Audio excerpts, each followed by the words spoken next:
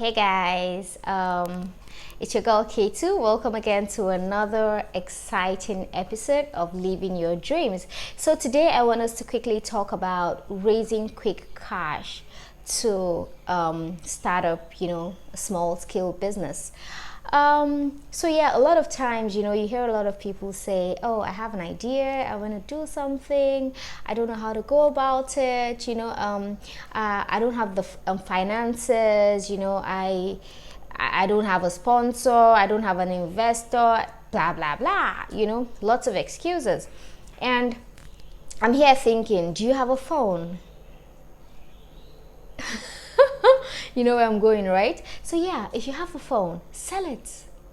Sell it, get a smaller phone, start something with the money, let that be your seed capital. Just start something anyhow. Nobody is even going to give you money where you don't have anything on ground. Everybody wants to see that, oh, she's industrious, she actually has started something. No matter how small, people want to invest in something they can see. Nobody wants to invest in a vague idea.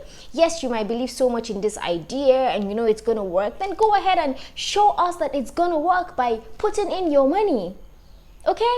Oh, someone might say, "Oh, I don't have a phone. I don't have a very good phone. This phone might not even earn me so much." What do you have? Everybody has something. So ask yourself, what do I have that I can sell? Do you have a very expensive wrapper that you've not, sewn or something? Do you have like a gift that was given to you that's pretty expensive and, that's the only thing you used to show off? Sell it! If you believe the idea so much, then sell it and just go ahead and invest in your idea. So I'll tell you how I started business like maybe 10 years ago. So I went somewhere and I saw this guy making these beautiful palm slippers, and I said to him, "Oh, these are really beautiful. I'd like to have one." And at the time, I think it was 500 naira, and that's about $2, less than $2, about 1 point something, So he made me a pair. I wore it to school as usual. Everybody was like, "Oh, this is beautiful. I like it." And then the only response I gave them was, "I have some for sale." I didn't have any for sale, and I kept telling them I had some for sale, and they kept making orders. And I ran back to the guy. I was like, "Hey, you have to make me some quickly, and he was like, "Okay, how many pairs do you want?" I said I wanted 10 pairs because there were quite a number of people who wanted, the same palm slippers. And I took my pocket money, like it was all the money that I had at the time. Like I took it and I went to him. It was 5,000 naira. I went to him and I gave him everything, and he made me about 10 pairs. I came, while they were telling me rather that they wanted same pair, I told them it was 1,000 naira, and that was about, $4 or $5 thereabout. And I quickly went to him. He made me the shoes. I went back to school and I sold them for double the price. So I made double profit my money. I gave him everything. I didn't even take out anything because I really wanted my business to grow really fast. And then that was how we started, selling. And before you know it, at some point I started going to some countries around. I started going to Benin. I started going to Togo. I started going to Ghana. I just started going around, buying things, coming back to school to sell. Oh, prior to my going to the countries around us, I started with Lagos.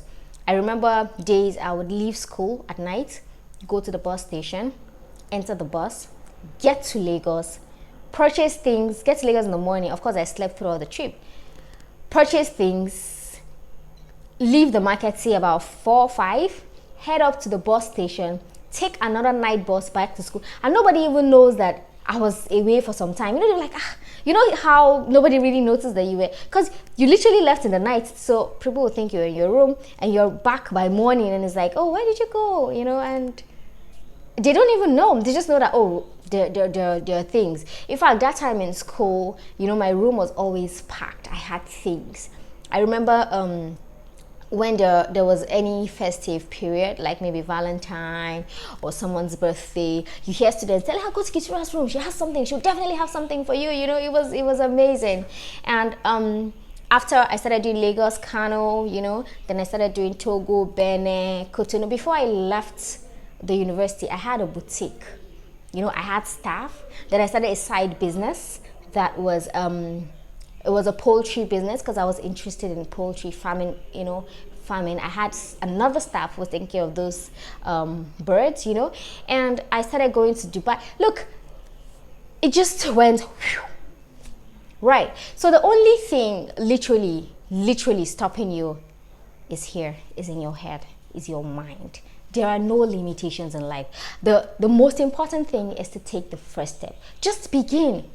Don't care about how it's gonna happen. Just start, do your part, and let God do the rest, right? Just commence anyhow, no matter how small. Look, I started with 5,000 naira, right? I started with selling palm slippers, right? I didn't even think that I was even going to go to any. In fact, I wasn't even thinking it on a large scale like that. I just enjoyed buying and selling because, well, pretty much it was the only thing I really understood, because I had been a sales girl for my mother for God knows for how long, you know. When I was doing that sales girl job, it was paining me. I was like, am I the only child? Why me? I'll come out from school, I'll get dressed, I'll go to the shop, ask him, what is it? When I wrote WAEC and there was no more school to go to, it was even worse. She now fired her own sales girl. I became the full-time sales girl. It was painful. But I didn't know that I was undergoing a training phase. That's why I'm big on internship. That's why every time I'm doing videos, I'm like, go intern, you know. I'm big on, you never really know how much you learn. When I went to school, the only thing I understood, the only thing my brain could comprehend was doing business, was buying and selling, you know, because that was about the only thing I knew. I knew bookkeeping, I knew, you know, I knew everything, you know. I knew how my mom used to do it. I knew the tricks of the business, you know. I learned the ropes and all of that, even though I didn't really enjoy doing it. But then I learned, you know, in my subconscious mind, somehow I just became a pro myself. So today, I want you to stop telling yourself that there is no funds, there's no capital, there's blah, blah, blah, blah, blah, blah, blah, blah. Go ahead, sell something, no matter how small. Start with 5,000 naira. Get it anyhow, right? And begin that idea on a very minute scale, and you'll be shocked the number of people who will be interested in, you know, investing in your business. So until I come your way next week, I hope that by next week you'll be telling me about business that you started. Yeah, take care. Ciao.